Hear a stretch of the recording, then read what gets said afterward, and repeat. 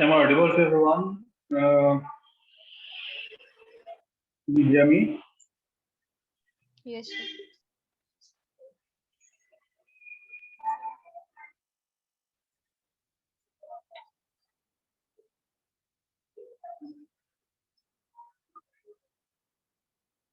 Grade one कर रहा हूँ please.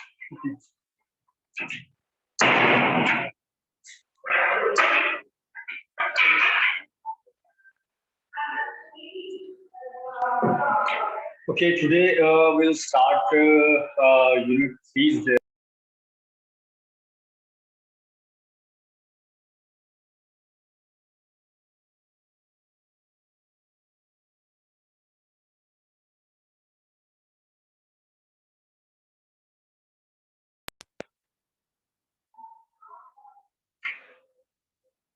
Okay, let me share.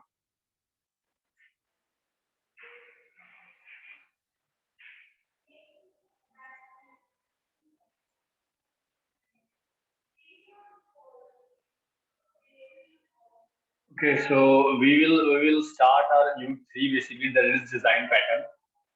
Okay, and the unit is all about designing part. That is like introduction is there, classification is there. There are different kind of categories. We do have creation pattern, we do have structural pattern, and we do have behavioral pattern. 3 categories are there in your syllabus. इसके अलावा भी बहुत सारी categories होती हैं और method भी होते हैं, बट हमारे सिलेबस में है तो हम उसको देखेंगे. ठीक है, तो देखिए सिलेबस जो डिजाइन पैटर्न है उसका ऑब्जेक्टिव क्या है, why we are discussing here, या इस सब्जेक्ट के अंदर इसका इंपॉर्टेंस क्या है. पहली बात तो मैं आपको बता दूं कि ये जो हम यूज करने वाले हैं, like the topic is basically does not relate to the Java से इस टॉपिक का कोई लेना देना नहीं है. एंड जो पैटर्न्स होते हैं, डिजाइन पैटर्न्स होते हैं, ये जो है आपके सारी लैंग्वेजेस पे काम करते हैं. Like it is not language dependent, it is basically project dependency है. किसी लैंग्वेज के नाम पे क्या है, यहाँ पे प्रोजेक्ट की डिपेंडेंसी होती है कि कोई भी जो डिजाइन है वो किसी प्रोजेक्ट के लिए फाइनलाइज किया था, किसी लैंग्वेज के लिए नहीं. लैंग्वेज के थ्रू इम्प्लीमेंट किया था, दैट इज डिफरेंट थिंग. और हम शायद थोड़े से एग्जांपल भी देखेंगे, मतलब प्योर कोड तो नहीं देखेंगे, सूडो कोड देखेंगे, यानी कि कुछ कोड उसके अंदर मिक्सअप होगा आपका और कुछ जो है उसके अंदर आपका मतलब एल्गोरिथम पार्ट भी इन्वॉल्व है ना.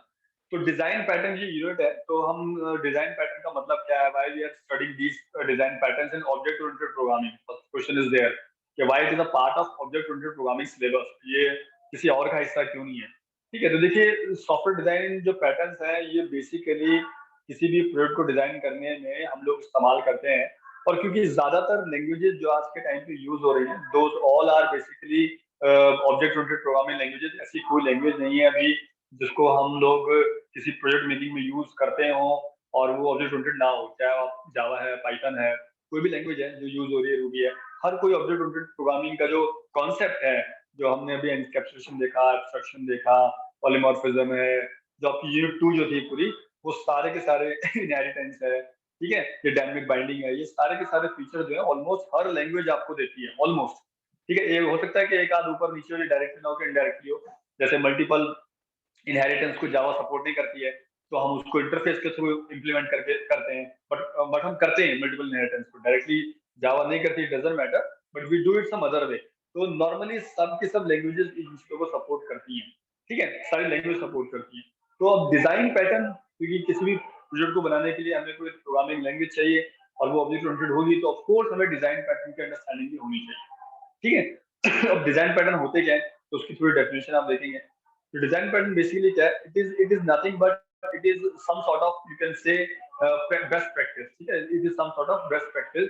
And what kind of practices are there, it is adopted by the experienced object oriented software developer. ठीक है, तो ये अब प्रैक्टिस का मतलब क्या है, प्रैक्टिस बेसिकली आपको बता रही है एक तरीके से, यू कैन से, मेथोडोलॉजी. आपको बता रही है मेथोडोलॉजी, किसी भी चीज को बनाने की जो मेथोडोलॉजी है, उसके पीछे का जो लिटरेचर है, उसके पीछे का जो क्या कहते हैं पूरा आर्किटेक्चर है, डिजाइन है, उसको किस तरीके से चूज करें, क्या चूज करें. जैसे कि मैं एक थोड़ा सॉफ्टवेयर से हट के आपको एग्जांपल दे रहा हूँ.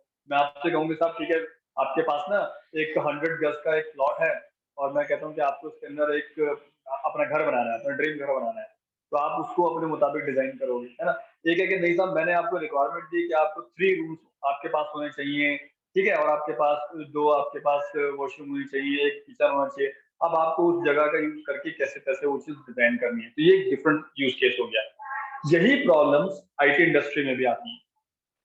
आईटी इंडस्ट्री की सबसे बड़ी दिक्कत ये है कि अनलाइक अदर इंडस्ट्री जहां पे हमारे पास एक pre defined requirement,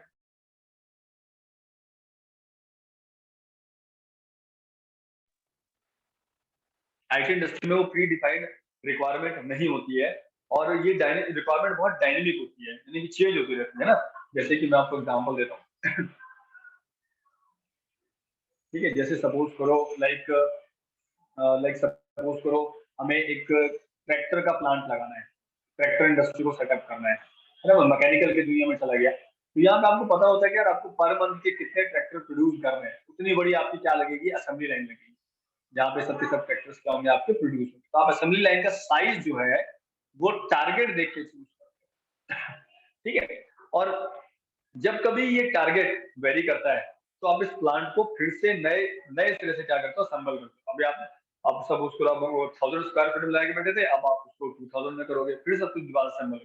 same is with civil line, civil के अंदर भी आपको पहले से पता है कि साइज हमारा क्या है, उसके मुताबिक आपको रिक्वायरमेंट पता है, आप इसे डिजाइन कर लेते हो। किसी भी इंडस्ट्री में, आप इलेक्ट्रिकल इंडस्ट्री में चले जाओ, वहां पे भी होता है, इलेक्ट्रिकल प्लांट जो डिजाइन किए जाते हैं, इंडस्ट्री डिजाइन किए जाती है, वहां पे भी यही होता है कि आपकी रिक्वायरमेंट पता होती है, आप उसके मुताबिक चीजों को सेट करते हो। But unlike these industries, IT industry is bit different. IT industry में मुमकिन नहीं है, क्यों? सपोज करो, मैं आपको एग्जांपल देता हूँ, बहुत से एग्जांपल मैं आपके सामने देता हूँ। When I was working in my previous institution, that was a university, and there they people started just like an institution, जैसे कि अभी हमारा इंस्टीट्यूशन है, we do have 4 branches with us, है ना, we do have 2 branches for BCA BBA। आप at most अगर लेके चलेंगे तो आपका 2000 स्टूडेंट से ज्यादा का इंटेक जो है वो पर ईयर का कभी आएगा ही नहीं। तो हमें जो, अगर हम कॉलेज के लिए कोई ईआरपी डिजाइन कर रहे हैं तो उस ईआरपी की कैपेसिटी इतने को फुलफिल करेगी। ठीक है, और क्या होगा, चलो ठीक है, अब यहाँ पे अब कल को कॉलेज ग्रोथ करता है और college would become more expendable than case, may be this seat structure will went to 5000, है ना। बट जब यूनिवर्सिटी बनेगा तो यूनिवर्सिटी बनने के बाद 5000 की रेंज बहुत ज्यादा बढ़ जाएगी, वहां पे कुछ लिमिट नहीं होती है, मे बी 10,000 स्टूडेंट आपको मैनेज करने पड़ जाए, may be 15,000, may be 20,000। You never know कि कॉलेज कभी ऑटोनोमस बनेगा नहीं बनेगा, यू नेवर नो कॉलेज कभी यूनिवर्सिटी बनेगा नहीं बनेगा, और जब बनेगा तो फिर ये रिक्वायरमेंट का क्या होगा। अभी जो हम ईआरपी डिजाइन कर रहे हैं वो करंटली एफिलिएटेड कॉलेज के मुताबिक डिजाइन कर रहे हैं कि साहब इतनी सीटें और ये स्ट्रक्चर है, उसके मुताबिक हमारा ईआरपी हो जाए। ठीक है, लेकिन जो लोग इस ईआरपी को बना रहे हैं उन लोगों को बेसिकली ये विजन रखना पड़ता है कि कोई ना कोई कॉलेज जब प्रॉपर ग्रोथ करता है तो वो अपने एक्सपेंशन के अंदर बहुत सारी चीजें लेके आता है, बहुत सारे नए कोर्सेज लेके आएगा, बहुत सारे नए स्टूडेंट लेके आएगा। ठीक है, अलग अलग पैटर्न लेके आएगा, मार्कशीट का पैटर्न खुद डिजाइन करना पड़ेगा। तो इन सब चीजों को हम बोलते हैं फ्लेक्सिबिलिटी, इन चीजों को हम बोलते हैं फ्लेक्सिबिलिटी। सॉफ्टवेयर या आईटी की दुनिया ऐसी है जहाँ पे सबसे ज्यादा जो फोकस करना पड़ता है वो फ्लेक्सिबिलिटी पे करना पड़ता है। और आप और इंडस्ट्री में देखेंगे फ्लेक्सिबिलिटी फैक्टर बहुत वीक होता है, बहुत कम होता है, और अगर होता है तो हम इसे रीस्ट्रक्चरिंग करते हैं। अगर हमें कभी फ्लेक्सिबिलिटी मेंटेन करनी पड़ जाए तो इसे हम बोलते हैं रीस्ट्रक्चरिंग। आप आईटी के अंदर रीस्ट्रक्चरिंग नहीं कर सकते क्योंकि कॉस्ट बहुत ज्यादा होती है। आप देखिए माने, आप जो सेटअप एक एक किसी भी मैकेनिकल सिविल या इलेक्ट्रिकल इंडस्ट्री में कर रहे हैं और जो सेटअप आप यहाँ कर रहे हैं उसके अंदर आपको बहुत ज्यादा कॉस्ट इन्वॉल्व करनी पड़ती है। आपने किसी भी इंडस्ट्री में मशीन परचेज करी, वो लाइफ टाइम आपकी मशीन हो गई, आपको उसका दोबारा कोई पैसा नहीं देना, आपको उसके अंदर जो है बस उसकी मेंटेनेंस करनी है थोड़ी बहुत। लेकिन आईटी के अंदर आपने जो सॉफ्टवेयर परचेज कर लिया, आपको उसका लाइसेंस हर साल रिन्यू करना है। आप एडोबी का फोटोशॉप लेंगे तो आपको उसका लाइसेंस हर साल रिन्यू करना पड़ेगा, आपको ईआरपी लेते हैं आपको उसका लाइसेंस रिन्यू करना पड़ता है। तो यहाँ पे कॉस्ट का इन्वॉल्वमेंट बहुत ज्यादा है, इसलिए हमें फ्लेक्सिबिलिटी को ध्यान देते हुए देखना पड़ता है कि आने वाले टाइम की जो रिक्वायरमेंट है उसको आपको प्रिडिक्ट करना पड़ता है। इसको हम बोलते हैं प्रिडिक्टिव प्रिडिक्टिव एनालिसिस या predictive modelling. Predictive modelling, these are the two features, ये दो चीजें हैं जिन पे आपको काम करना पड़ता है। ठीक है, तो बेसिकली हम डिस्कस ये कर रहे थे कि क्यों ये बेस्ट प्रैक्टिसेस का जो मामला है ये जो है इसको हमें क्यों ध्यान में रखना जरूरी है, what is the reason for using this best practices. तो इसलिए कि आने वाले टाइम पे जो भी रिक्वायरमेंट किसी भी सॉफ्टवेयर की, किसी भी इंडस्ट्री की, किसी भी कॉर्पोरेट की अगर एक्सपैंड होती है, तो हमें अपने करंट सॉफ्टवेयर को उसके मुताबिक चेंज करने का मौका मिले, ना कि हम उसमें फिर से हमें री इन्वेस्टमेंट करनी पड़े। कोई भी क्लाइंट बर्दाश्त नहीं करेगा कि वो ऑलरेडी 50 लाख रुपए आगे बैठा है और आप उससे अगले साल बोलो कि आपको ना इस बार 70 लाख रुपए लगाने 50 लाख की बजाय, कि कोई भी इंडस्ट्री इतना अफोर्ड नहीं कर पाएगी अनटिल उनके पास बहुत अच्छा पैसा ना हो रहा हो हर जगह से। इवन वो भी नहीं करते क्योंकि सिर्फ प्रॉफिट कम हो जाते हैं। ठीक है, तो सॉफ्टवेयर डिजाइन पैटर्न्स का जो बेसिक ऑब्जेक्टिव ये है कि जब जब भी जो आईटी डेवलपर्स होते हैं, सॉफ्टवेयर डेवलपर्स होते हैं, आर्किटेक्ट होते हैं, वो इतने इतने विजनरी होनी चाहिए, इतने दूरदर्शिता उनके अंदर होनी चाहिए कि वो आने वाले टाइम की रिक्वायरमेंट को एनालाइज करके पहचान सके और तब जाके आपके किसी प्रोडक्ट पे काम करें। तो वो उस विजन को कह लीजिए, उस विजनरी एक इमेज को बेसिकली हम बेस्ट प्रैक्टिसेस कहते हैं। बेस्ट प्रैक्टिस में बहुत सारी चीजें आती हैं, हर वो प्रैक्टिस जिसके थ्रू हमें कुछ बेनिफिट हो रहा हो, आने वाले टाइम पे हम कुछ बेटर बनाने की उम्मीद रख रहे हो, या हमारा स्किल सेट बेटर हो रहा हो, या हमारे प्रोडक्ट की क्वालिटी बेटर हो रही हो, हर वो मेथड को अडॉप्ट करने के लिए हम कहते हैं कि वो सारी सारी हमारी क्या है, बेस्ट प्रैक्टिसेस है। क्योंकि आपके समझ में बेस्ट प्रैक्टिसेस का मतलब आया कि नहीं आया? Anyone having any doubt on this best practices part, कि what to call best practice? जैसे मैंने आपको कल एक एग्जांपल बहुत अच्छा बताया था, मैंने आपसे कहा जब भी आप कोड लिखें तो मेरी आपसे गुजारिश है, एक रिक्वेस्ट है कि आप कोड के अंदर जो है कमेंटिंग जरूर करें। क्यों करें? ताकि जब आपका कोड कोई और एक्वायर करे तो उसको पता चले कि आपने ये फंक्शन या आपने ये वेरिएबल क्यों डिक्लेयर किया है, इसकी यूटिलिटी क्या है। तो अगर आप इस तरीके से कोडिंग करते हैं तो कोई भी बंदा आपके पूरे कोड को एक नजर देख के समझ जाएगा कि इस कोड का ऑब्जेक्टिव क्या है और ये किससे लिखा गया है। प्लस में अगर उसके अंदर किसी किस्म का कोई चेंज करना चाहता है तो उसे ये भी पता चलेगा मुझे चेंज करना कहाँ है। सबसे ज्यादा प्रॉब्लम ये नहीं कि चेंज करना है, प्रॉब्लम ये आइडेंटिफाई करना होता है कि चेंज करना कहाँ पे है। अगर आपने गलत जगह चेंज कर दिया तो आपके पूरे सॉफ्टवेयर की फंक्शनैलिटी पे इम्पैक्ट पड़ जाता है, प्रोजेक्ट पे, और आप फिर डिले करते हो। So that is the basically not a good advice to anyone. ठीक है, तो आप जब भी कोड लिखें आप कमेंटिंग का इस्तेमाल करें, आप वेरिएबल्स का नेम वही चूज करें जो कि वो दर्शा रहा है, आप फंक्शन का नाम भी वही रखें जो कि वो काम करने वाला है। आप एनोटेशंस का इस्तेमाल करें, डेवलपर्स की हेल्प होती है बहुत ज्यादा इसके अंदर, है ना। तो इन सब चीजों को यूज करेंगे तो सारी चीजें बेस्ट प्रैक्टिस इसके अंदर आ गई।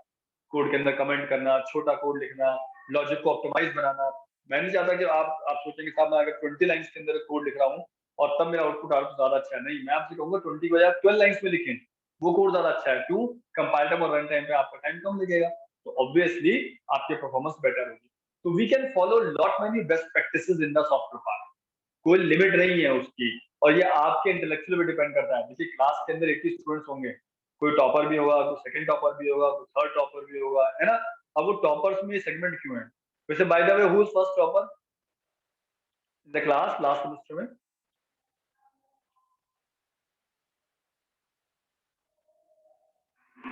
Anyone respond me who was having the highest marks in the last semester? Sir हमारे रिजल्ट्स अटके हुए हैं अभी तक। Results अटके हुए हैं आपके? Okay, it is not declared yet, अभी सबका नहीं आया मतलब रिजल्ट। ओके चलिए, कोई बात नहीं, doesn't matter, it will come soon most probably. ठीक है, तो देखिए जो भी आप काम कर रहे हैं, जो डिजाइनिंग पैटर्न फॉलो कर रहे हैं, उसके अंदर बेस्ट प्रैक्टिस का इस्तेमाल करना जरूरी है। और इन्हीं चीज को डिजाइन पैटर्न बोलते हैं कि हम किस तरीके से अपने पूरे सॉफ्टवेयर का आर्किटेक्चर तैयार कर रहे हैं। ठीक है, डिजाइन पैटर्न नॉर्मली क्या होता है कि सिस्टमैटिकली नेम रखना, जो मैंने देखो आपको भी बताया था, है ना।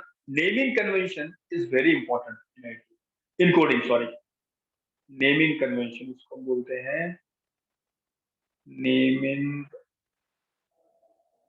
कन्वेंशन। ठीक है, why? Because it motivates explain general design, जो भी आपका डिजाइन है उसको एड्रेस करना, उसके अंदर कैसे प्रॉब्लम को आप जो है डिजाइनिंग प्रॉब्लम की कर रहे हैं, प्रॉब्लम को सॉल्व कैसे करेंगे, किसके थ्रू, एक ऑब्जेक्ट। यूजुअली आपका एक अच्छा डिजाइन पैटर्न प्रॉब्लम को डिस्क्राइब भी करता है ना, कि प्रॉब्लम क्या है। जब तक आपको प्रॉब्लम अंडरस्टैंड आप नहीं करेंगे तब तक आप उसका सोल्यूशन कभी नहीं दे पाएंगे, नेवर। और दे भी पाएंगे तो आधा दो दे पाएंगे। So it is better to understand the problem first, then you have to understand ये। और ये आईटी की दुनिया में नहीं है, ये नॉर्मल लाइफ में भी आपको ऐसे ही काम करना चाहिए, ठीक है। Then it will also give you some hints और you can say example related to the implementation part. आपको इम्प्लीमेंटेशन करनी है तो उसके रिगार्डिंग आपको थोड़ा बहुत ही आइडिया भी देता है, ठीक है। अब देखिए डिजाइन पैटर्न्स पे काम करने वाले लोग कौन होते हैं, ठीक है। तो इसके लिए थोड़ा सा मैं आपको टॉपिक से हट के लेके चलता हूँ, थोड़ी सी आपको हायरार्की समझाता हूँ, जिससे आपको आइडिया होगा कि आईटी कैसे काम करती है। देखिए आप आईटी इंडस्ट्री में जाएंगे तो सबसे ऊपर आपको सीईओ मिलेगा, it is the top most hierarchy. Chief executive officer है। चीफ एग्जीक्यूटिव ऑफिसर वैसे तो आईटी इंडस्ट्री में एक सॉफ्टवेयर डेवलपर ही होता है in more than 99% case, but it is not fix कि सीईओ को आईटी से ही हो सकता है, नॉन आईटी बैकग्राउंड का बंदा भी हो सकता है, मैनेजमेंट का बंदा भी हो सकता है, he could be an MBA because he know how to drive the company. His basic job is to drive the company, not to tackle down the performance of your project or progress of your project. Then thereafter you will find some CTO, ठीक है, then thereafter you will find some project managers, ठीक है, then you will find some basically architects आपको मिलेंगे, इसके बाद architect मिलेंगे, software architect कहते हैं, कुछ आपको सॉफ्टवेयर डिजाइनर मिलेंगे, ठीक है, देन आपको डीबीए मिलेंगे, कुछ डेटाबेस एडमिनिस्ट्रेटर मिलते हैं, ये टोटली डेटाबेस का काम संभालते हैं।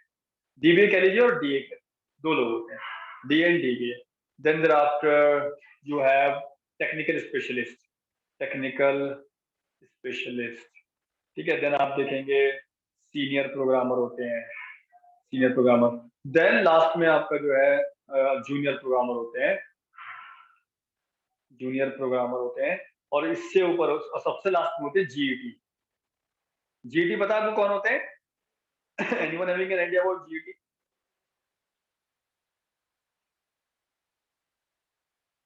No idea, not anyone? GET basically stands for graduate engineer training, ठीक है। So when you're going to select in some good company, most probably after 2 years, and then you will be hired as GET. Then thereafter, after completing your training, you will be assigned as a junior programmer. In case you will went or you will go for the you will go for programming page. Programming मिल जाएंगे तो कुछ और position मिलेगी, junior tester लग सकते हैं, testing मिल जाएंगे. Then after a span of 3 to 4 years, you will be called as senior programmer. Then thereafter, you will be promoted to senior technical specialist. Then you will be promoted to the project manager, might be project manager. You will be there. Then thereafter, these are the positions which are more than project manager के बाद ही आप architect बनते हैं, designer बनते हैं, DADP बनते हैं ultimately. Then thereafter you will be promoted to this. ये hierarchy would go, I really don't know कि कौन कहाँ पे जाएगा, बड़ी हायरार्की ऐसे चलती है, ठीक है। तो ये सब मैं आपको इसलिए समझा रहा था क्योंकि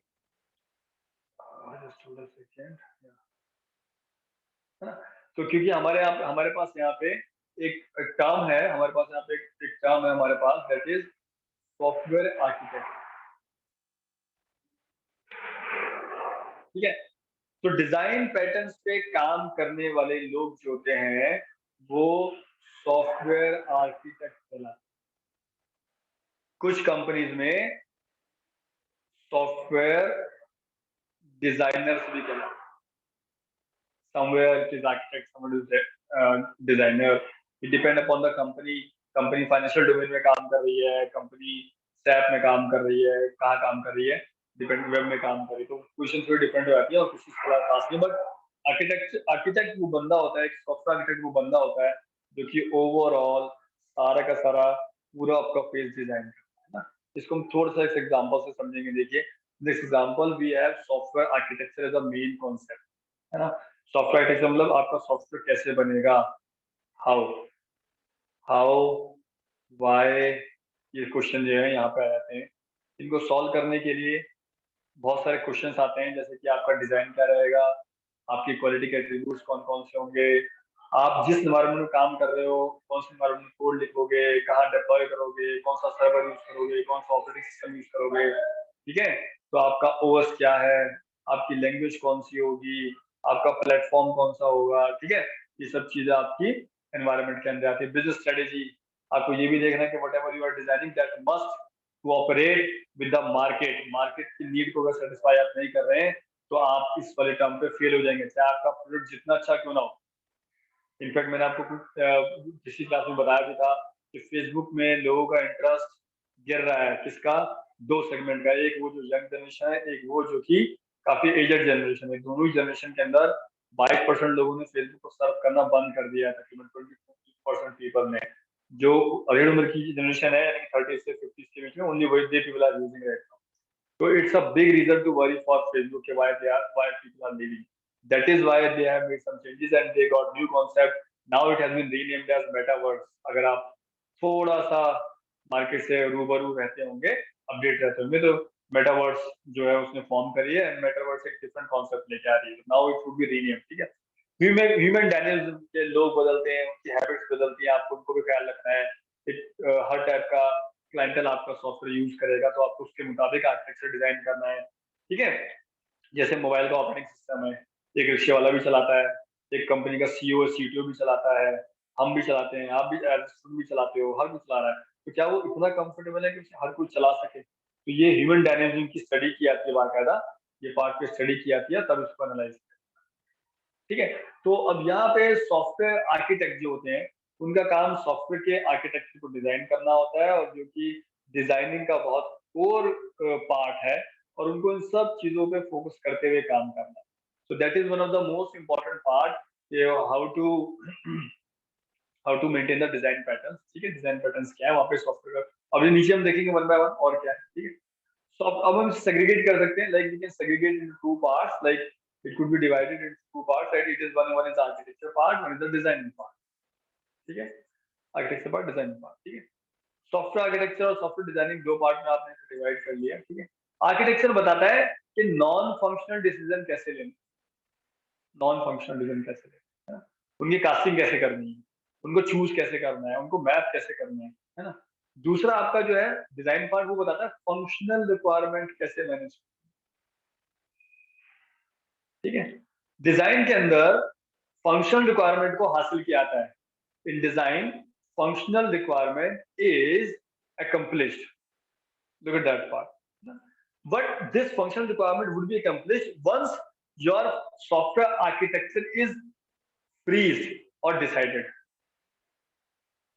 इसको फ्रीज कर दो या डिसाइड कर दो, एक दफा फाइनल कर दो, तभी आप इसकी फंक्शनैलिटी को इंप्लीमेंट करके अचीव कर पाए, अदरवाइज नहीं कर पाएंगे, ठीक है। So there might be certain goals for software architecture, like कुछ प्राइमरी गोल्स होते हैं, वो हम देखते हैं क्या होंगे, ठीक है। तो सबसे प्राइमरी गोल जो है आपका है to identify the requirement, to identify the requirement, जो भी हमें बनाना है, हमें क्या बनाना है।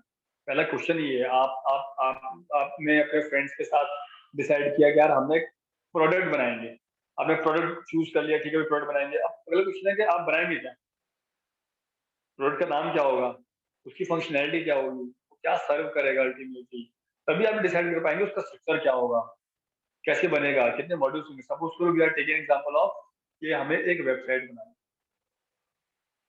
है ना। अब क्वेश्चन अगला ये है कि कौन सी वेबसाइट बनानी है, इसका पर्पस क्या होगा, क्या सर्व करेगी, क्लाइंट कौन होंगे इनके, ठीक है। तभी तो आप क्या कहते हैं एक वेबसाइट बना पाओगे। अगर आपके पास ही इन सवालों का जवाब नहीं है तो फिर आप बना क्या रहे। और इससे भी बड़ा सवाल जो कि मैं सबसे पहले अपने दिमाग में लेके आता हूँ, वो ये है कि क्या मेरे पास इस वेबसाइट का या कह लीजिए प्रोडक्ट का कोई रेवेन्यू मॉडल है।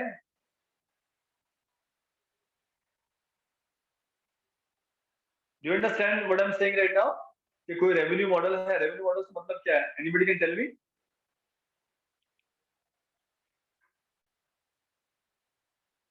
एनीवन, तनुज, सिद्धार्थ, कृष्णन, प्रशांत, रूपल। सर ये मनी कैसे जनरेट करेगा? मनी कैसे जनरेट करेगा, गुड। एनीवन और Siddharth.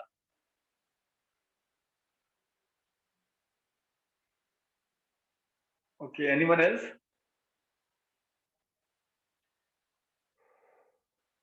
No one having an idea. ठीक है, चलिए कोई बात नहीं, आई एम एक्सप्लेनिंग यू। देखिए रेवेन्यू मॉडल का मतलब जैसे भी अश्विन बताया कि money, it involves money. You are building something and you are not going to give it someone as free. There should be some money making process from it. दुनिया में कोई भी प्रोडक्ट फ्री नहीं मिलता है और ना ही आप बनाएंगे। आप अगर ऐसा कर रहे हैं तो या तो आप कहीं ना कहीं कोई समाज सेवा कर रहे हैं, ठीक है, या फिर कोई एनजीओ चला रहे हैं, तभी हो सकता है, अदरवाइज तो नहीं हो सकता बॉस, जो मुझे लगता है। It is not feasible at all. So before investing any your interest in some application or product or any website or something else, you must have a revenue model. If it is not having any model for revenue generating revenue, then it is baseless. You will not put your interest for long term. आप अपने इसमें ध्यान नहीं लगाएंगे long term के लिए, आप बहुत जल्दी से छोड़ के खत्म कर देंगे, छोड़ देंगे। ठीक है, तो हमारा पहला गोल जो आर्किटेक्चर का होता है वो होता है रिक्वायरमेंट को आइडेंटिफाई करना, how to identify the requirement. तो इससे क्या होता है, अगर आप ऐसा करते हैं, आपको अर्ली फेज के अंदर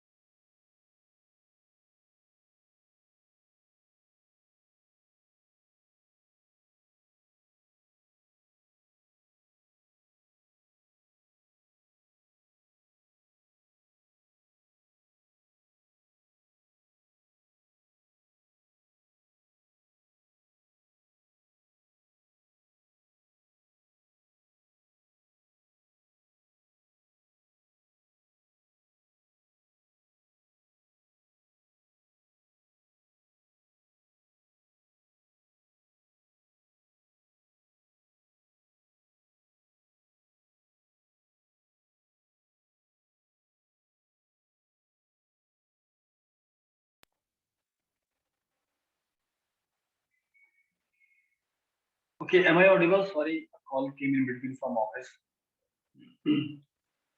ठीक है, तो हमें अर्ली फेज में अगर हमारी रिक्वायरमेंट आइडेंटिफाई हो जाती है तो हम बहुत सारी चीजें बचाते हैं। लाइक हमें बिजनेस रिस्क जो होते हैं वो उसे कैलकुलेट हम कर सकते हैं, एक अच्छा टेक्निकल सोल्यूशन जनरेट कर सकते हैं, है ना। और जो भी गैप्स हैं बिजनेस रिक्वायरमेंट और टेक्निकल रिक्वायरमेंट के बीच में, उनको हम बहुत जल्दी ब्रिज कर सकते हैं, कैसे उनको हम क्लोज कर सकते हैं। ठीक है, तो सॉफ्टवेयर आर्किटेक्चर का इंपॉर्टेंट रोल होता है और सॉफ्टवेयर आर्किटेक्चर को इम्प्लीमेंट करने के लिए हमें डिजाइन पैटर्न्स पे काम करना, जो हम स्टडी करेंगे कि हम कौन सा डिजाइन पैटर्न अपने एप्लीकेशन की चूज करें, तो it is all dependent upon the designers और सॉफ्टवेयर आर्किटेक्चर। तो सॉफ्टवेयर आर्किटेक्ट जितने भी होते हैं वो सब इन्हीं चीजों पे काम करते हैं, कि जो भी सिस्टम है उसको एक्सपोज करना, ठीक है, जो भी हिडन फैक्टर्स हैं उनको एक्सप्लोर करके इम्प्लीमेंटेशन के अंदर लेके आना, सारे यूज केस रियलाइज करना। मैंने आपको भी बताया था एक यूज केस के बारे में, जब भी आप कोई कोड लिख रहे हैं, जब भी आप कोई सॉफ्टवेयर बना रहे हैं, तो जो भी बेस्ट पॉसिबल यूज केसेस होते हैं, आपका सॉफ्टवेयर वो सारे यूज केसेस को हैंडल कर सके। This should be the top most priority. Like मैं आपसे कह रहा हूँ 2 नंबर को एडिशन करिए, तो आपका कोड जो है वो इंटीजर को भी करे और इंटीजर प्लस इंटीजर को करे, इंटीजर प्लस फ्लोट को करे, फ्लोट प्लस फ्लोट को भी हैंडल कर सके, है ना, या फिर फ्लोट प्लस कैरेक्टर को हैंडल कर सके। तो इन सब जो भी बेस्ट पॉसिबल इनपुट किसी की तरफ से आ सकते हैं, उन सारे इनपुट्स को हैंडल करने में आपका जो सॉफ्टवेयर है वो केपेबल होना चाहिए। तो आपको सारे यूज केसेस को एक्सप्लोर करना पड़ता है, सारे सिनेरियो को आपको पुट अप करना पड़ता है। ठीक है, जो भी स्टेक होल्डर्स हैं उन सबको आप एड्रेस करेंगे। स्टेक होल्डर मतलब जो कोई भी बेनिफिट गेन कर रहा है सॉफ्टवेयर आपके प्रोजेक्ट से, benefit gaining from the project, वो सारे स्टेक होल्डर होते हैं।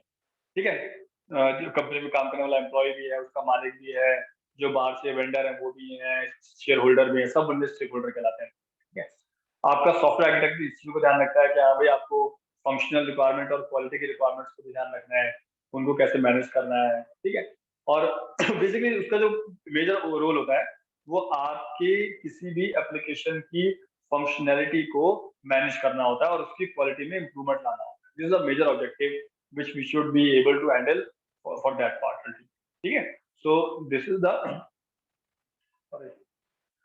major goal for software architect. ठीक है, तो जैसे मैंने आपको ये बताया कि अब जो भी आप सॉफ्टवेयर आर्किटेक्ट जो भी बंदा होगा जो किसी चीज को मैनेज कर रहा है, जो किसी चीज को मैनेज कर रहा है, जो भी हमने अभी ऊपर ये हम जो डिजाइन पैटर्न में पढ़ने वाले सिलेबस के अंदर, ठीक है, like this one is factory pattern है, फैक्ट्री मेथड है, सिंगलटन है, ब्रिज है, फ्लाईवेट है, इटरेटर है, ये सब चीजें पढ़ने वाले हैं। तो ये जितने भी आपके पैटर्न्स हैं, ये पैटर्न मैं क्यों चूज करूं और कब चूज करूं, दो क्वेश्चन बहुत इंपॉर्टेंट होते हैं जब भी आप किसी प्रोजेक्ट को स्टार्ट कर रहे हैं। तो this is basically decided either by software architect और बाय डिजाइनर और by design software designer ultimately करेंगे, इन दो के थ्रू ये चीज डिसाइड होती है। मेजर तो सॉफ्टवेयर आर्किटेक्ट की होता है।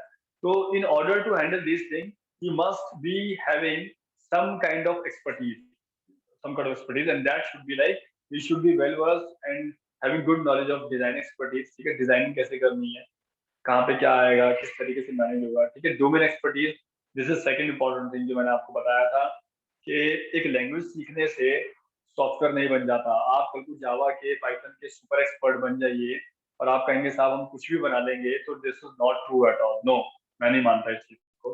ठीक है, आपको किसी भी सॉफ्टवेयर, किसी भी प्रोडक्ट, किसी भी प्रोजेक्ट को बनाने के लिए लैंग्वेज से ज्यादा डोमेन एक्सपर्टीज की नॉलेज होनी चाहिए।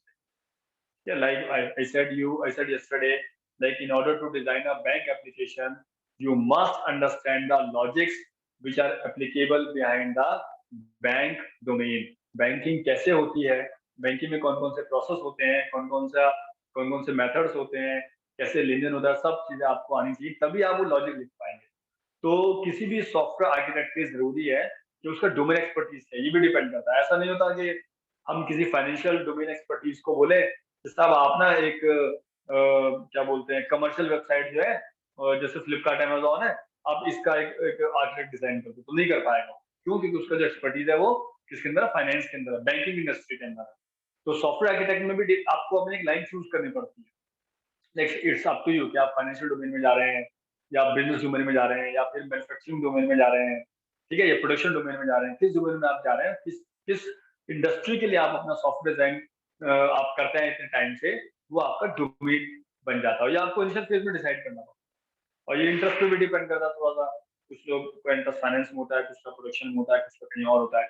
तो आपने एक दफा जो करियर चूज किया और आप उस पर काम करना शुरू किया, तो आप मान के चलिए कि आप उसी का एक्सपर्टीज रखेंगे। ठीक है, तीसरा टेक्नोलॉजी एक्सपर्ट। टेक्नोलॉजी एक्सपर्ट का मतलब कि आप जो भी प्रोजेक्ट बनाने जा रहे हैं, उस प्रोजेक्ट को बनाने की फिजिबिलिटी क्या है, what is the feasibility rate. Can you tell me what is feasibility? Anyone can explain me what is the meaning of feasibility? Or could you tell me the difference between feasibility and possibility? क्या मतलब होता है दोनों में? कोई मुझे explain करेगा class में? दो टर्म है, बहुत इंग्लिश के वर्ड है, बहुत common. Yes Tanuj sir, feasibility तो ये होता है कि आपका प्रोजेक्ट कितने हद तक पॉसिबल मतलब बन सकता है, कि उसकी क्या कह सकते हैं, फिजिबल रिक्वायरमेंट पे एप्लीकेबल कितनी हद तक है वो। हाँ, सर यूज के लिए कितनी कैपेबल है? यूज के लिए कितनी कैपेबल है? ठीक है, एनीवन एल्स? ठीक सर है, यहाँ बेसिकली पे सर वो रियलिटी कितनी, मतलब वो रियलिटी कब, मतलब कितने उससे बन सकता है। Okay okay okay fine. Sir जैसे पॉसिबिलिटी आपको हो गया, किसी एक प्रोजेक्ट को करने के कितने सारे तरीके हो सकते हैं। फिजिबिलिटी आ गया, वो हमारे रिसोर्सेज वगैरह ये सब पे भी डिपेंड करेगा। और ऑप्टिमैलिटी होता है जो कि सबसे बेस्ट सिनेरियो हो। हमें नया टर्म मिल गया इसके थ्रू, ऑप्टिमैलिटी। ठीक है, चलो देखिए, फिजिबिलिटी का मतलब क्या होता है, आपको सिंपल लफ्ज में समझाता हूँ। आप मेरे पास आए, आपने बोला सर मुझे डेटा साइंस का प्रोजेक्ट बनाना है और मैं ना सी में कोड करूंगा। ठीक है, तो मैं आपसे कहूंगा बेटा this is not feasible in C.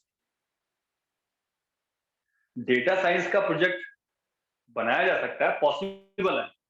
Possible इसलिए कि मुझे उसको बनाने के लिए सी के अंदर पता नहीं कितनी सारी लाइब्रेरीज खुद लिखनी पड़ेंगी, तब जाके उन्हें कॉल करूंगा। मुझे डेटा सेट को कॉल करने के मेथड ढूंढने पड़ेंगे, मुझे खुद को बैकग्राउंड में बहुत सारे काम करने का उसे रेडी करना पड़ेगा।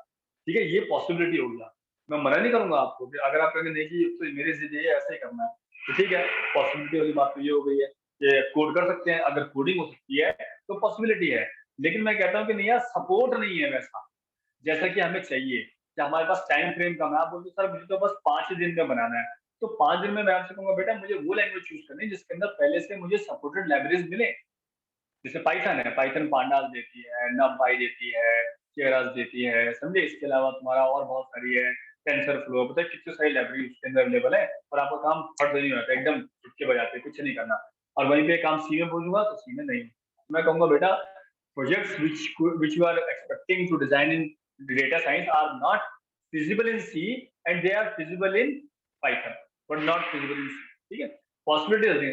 रही बात ऑप्टिमैलिटी की आई, देखिए ऑप्टिमिज्म जो है बेसिकली, या ऑप्टिमम यूज जो है वो एक बहुत ऐसी जनरल टर्मिनोलॉजी जहाँ पे हम ये देखते हैं कि हमारा रिसोर्स काउंटिंग क्या है, हमारा बजट क्या है, उसके बाद जाके हम ऐसे मेथड चूज करते हैं जहाँ पे हमें इन सब चीजों को सपोर्ट करने के लिए कुछ बेनिफिट मिले, तो हम कहेंगे और ये एक ऑप्टिमम सोल्यूशन है अल्टीमेटली। बट ऐसा रेयरली होता है। क्लाइंट, जब आप क्लाइंट की रिक्वायरमेंट पे काम करते हैं, whenever client asks you to design something, बोलता नहीं यार मेरे तो वेबसाइट पीएचपी बनवानी भाई, क्यों, पीएचपी के डोमेन का खर्चा बहुत सस्ता होता है। तो फिर आपकी मजबूरी आती है। अब ये देखते हैं कि पीएचपी में जो बनवाना चाह रहा है वो किस हद तक पॉसिबल है, किस हद तक वो एप्लीकेबल है। तो बोलेंगे ठीक है, फिजिबिलिटी चेक करते हैं, पीएचपी में सारे फंक्शन हमें मिल जाएंगे, तो ठीक है बना लेते हैं, थोड़ा बहुत प्रॉब्लम होगी तो उसको मैनेज कर लेंगे। बट ऐसा नहीं है कि 80% रिक्वायरमेंट मैच नहीं कर रही है, 20% कर रही है और आप उसको बनाना शुरू कर दें। तो आप साफ, मेरा आपसे रिकमेंडेशन है साफ होना कर दें। नहीं, बहुत दिक्कतें आती है, हमने ट्राई किया है तो बहुत ज्यादा प्रॉब्लम है। ठीक है, तो आपकी टेक्नोलॉजी एक्सपर्टीज भी मैटर करती है कि आपको चेक करना है आपका प्रोजेक्ट फिजिबल है कि नहीं है, जो टेक्नोलॉजी आप चूज कर रहे हैं, तो जो भी है। ठीक है, तो ये भी आपका सॉफ्टवेयर डिसाइड करती है।